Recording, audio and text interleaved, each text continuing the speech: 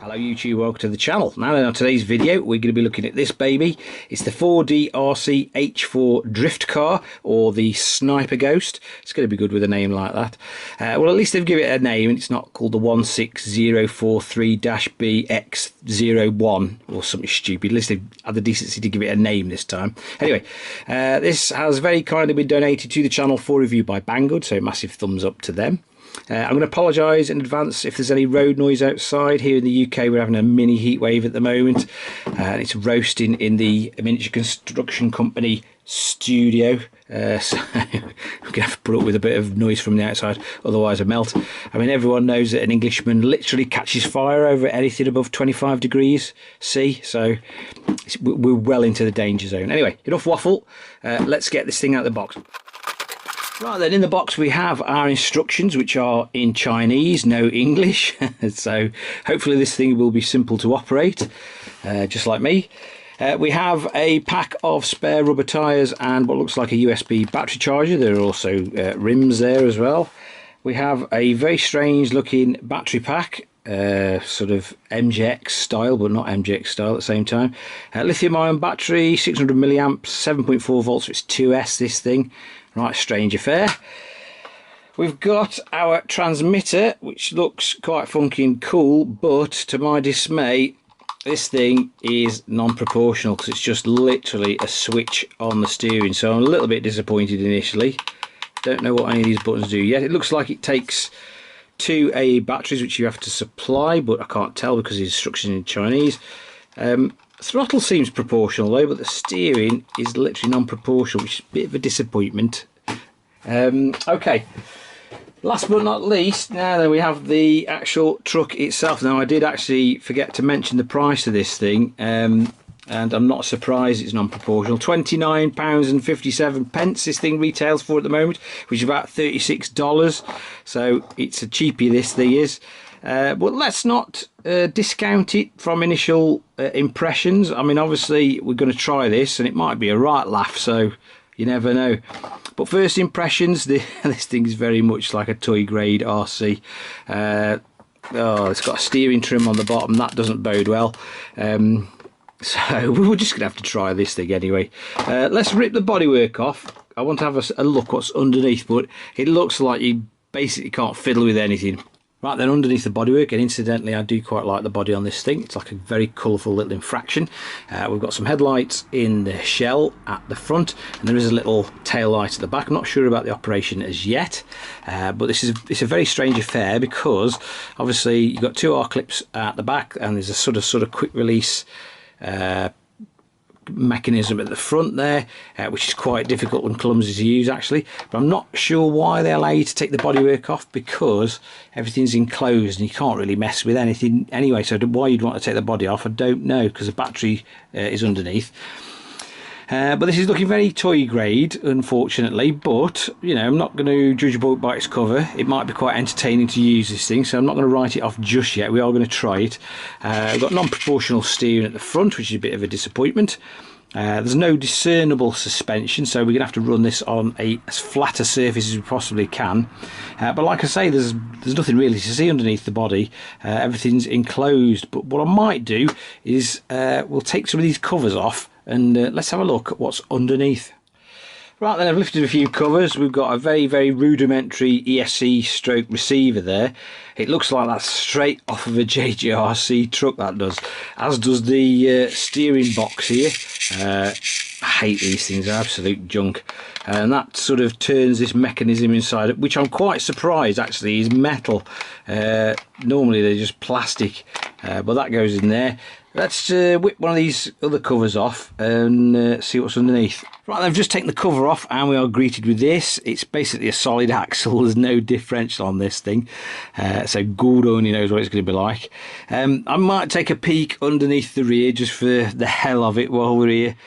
We've got like a little 260 280 brushed motor there, which drives this series of gears here, which are basically connected to solid rear axle. Drives that bevel gear, that little gear there, which in turn drives the front. But I tell you what, looking at this, you can really tell where your £29.57 is going. Right, then I'm outside with this thing, hopefully at a suitable location. I've just found a fairly smooth car park. I've just heard some thunder in the distance, so I think we're in for some storms here in the UK. It's incredibly humid out and hot, so I think it's going to chuck it down soon, so hopefully be able to get some filming done before that happens. But anyway, I've bought some little cones with me. Let's try some drifting.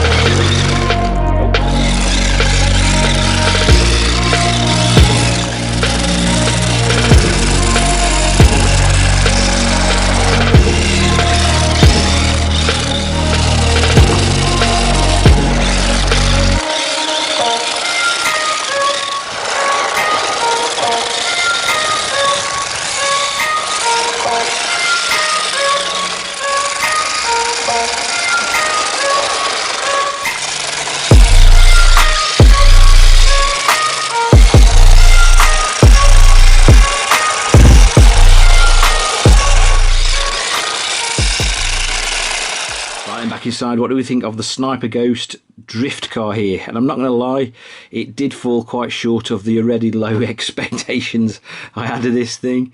So what we're going to do, we're going to swap things around. We're going to do some good points first and then the bad points. The good points are the battery. The battery lasts ages in this thing. I got bored well before the battery gave up the Ghost, no pun intended. So yes, the battery life in this thing I think is pretty good. I do quite like the looks of this thing. It does look like a very colourful mini infraction. It's just a shame that the looks don't match the actual performance. Right then, the bad points: sharp intake of breath. The biggest drawback of this thing is it's got no suspension, so anything other than a glass-like, super smooth, dirt-free surface, this thing is infuriating to use. I went and picked a car park that I thought was pretty clean, pretty flat, but it just still wasn't good enough. Unfortunately, I don't have anywhere in the house to run it. Our living room's got a laminate floor, and that would be perfect, but there's just not enough room to whiz a little drift car around. As soon as you're drifting it and you're thinking, oh, this is going quite well, you hit a small stone or piece of detritus or a twig and it automatically flips in the opposite direction and completely ruins what you were trying to achieve. So I just got incredibly frustrated with it. It's infuriating to use. If you've got a large indoor space, like I say, with a super smooth surface, it might be a different story, but for me, no suspension, infuriating to use. Also, the transmitter, there didn't seem to be any way of shutting this thing off. There is some sort of a button on top, but it doesn't appear to do anything. I mean, the instructions are in Chinese, so I'm not even sure if this thing sort of shuts off on its own eventually when it's not in use, but I couldn't turn the transmitter off. The steering is non-proportional as well, which to be honest wouldn't have been too much of an issue, but because it's got no suspension, it's just not very nice to use. Right then, conclusion time. Would I recommend the 4DRC Sniper Ghost drift car to you guys? And I think you probably already know what the answer is going to be. Doesn't do anything for me, this, unfortunately, so I'm going to say no, I wouldn't. There's better drift cars available out there.